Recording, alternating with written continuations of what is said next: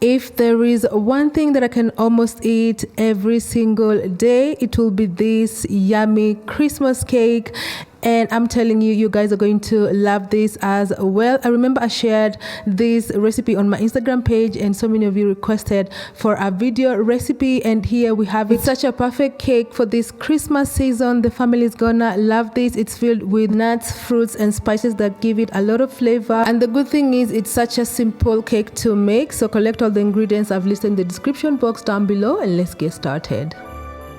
So the first thing we're going to do, we're going to add our dry fruits in a pan. I'm using 100 grams each of dry black and yellow raisins. I'm also using 100 grams of dates. So these dates, I've already removed the seeds. I'm just going ahead to chop them into smaller pieces. And then once you're done, you're going to add them to your pan. So for this Christmas cake, you can just use any dried fruits that you can get. There's quite a variety out there, so just make use of them. So once that is in the pan, we are going to add some fresh orange juice and some orange zest. So you'll just take one orange and then you're going to zest it, and then you're going to add that zest to your pan. Once you're done, the same orange that you zested, you are going to juice it. You will need about half a cup of orange juice. So I'm just going ahead to juice at least 2 oranges. That will give me about half a cup of the fresh orange juice. So once you're done juicing that, you'll go ahead and add it to your pan.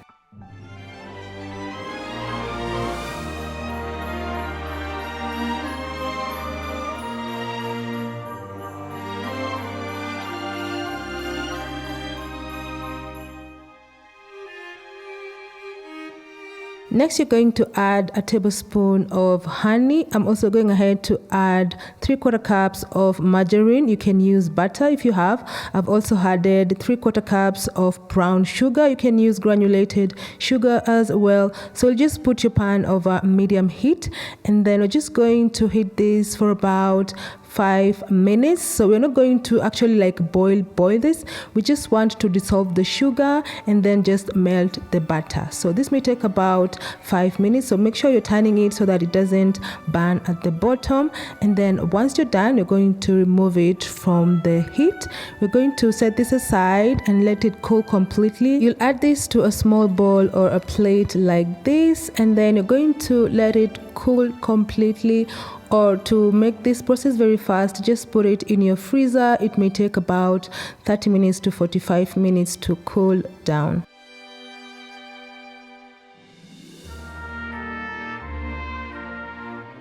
So as that is cooling down, let's quickly mix our dry ingredients. So you're going to sieve 1 3/4 cups of all-purpose flour. I've also added 2 teaspoons of baking powder, 1 teaspoon of cinnamon powder, half a teaspoon of ginger powder, 1/4 teaspoon of nutmeg, and half a teaspoon of salt. So just going ahead to sieve that, and once you're done, just take your whisk, mix that well, and then just place that aside for later.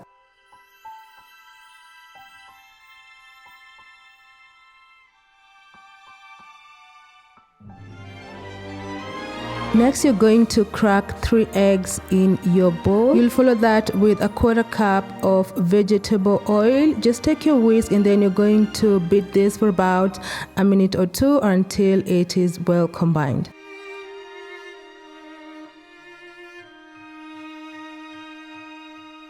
Now we will add our fruits. This has cooled completely. That's why it's looking like a paste. So slowly add it to your bowl, and then you're just going to mix everything together until it is well combined.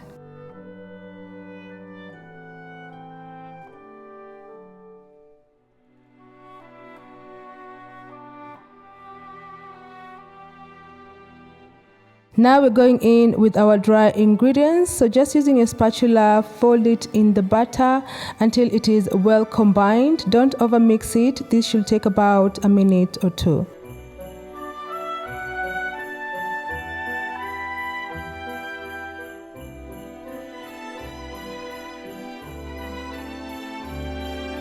So for the nuts that I'm using is this walnuts. So I'm using 100 grams of walnuts as well. I'm just going ahead to chop that into smaller pieces before we add it to our butter. So for this recipe, you can use any nut that you like. So once you're done chopping that, add it to your butter, and then you're going to continue mixing that until well combined. It should take about just a minute.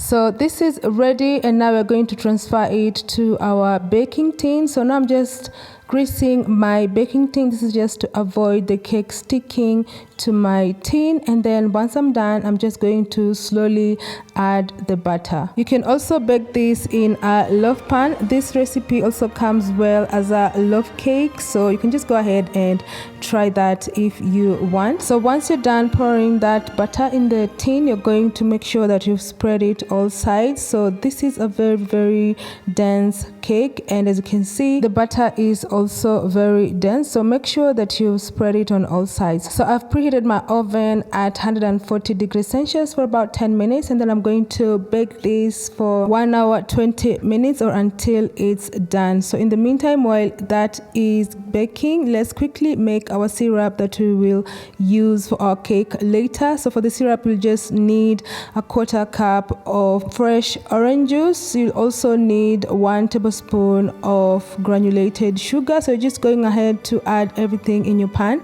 and then you're going to heat this until it reduces to a nice syrup like this. This may take about 5 minutes. So you're just going to transfer it to a small bowl, set that aside for later, and now let's quickly check our cake. And our cake is ready, and you'll know it's ready once you insert a toothpick at the center and it comes out clean. So you'll remove it from the baking pan, and then we are going to add the syrup that we made earlier. So just turn it, and then we're going to add the syrup on the top side of the cake. So the syrup helps the cake to be super moist, and I would also recommend that you don't serve the cake once you've baked it. Just leave it to rest for at least 12 hours or until overnight, just in the fridge. That will help the cake be super moist, acquire all the flavors, and you will just love it. So once you've already applied the syrup, put it in the fridge and then serve it the next day.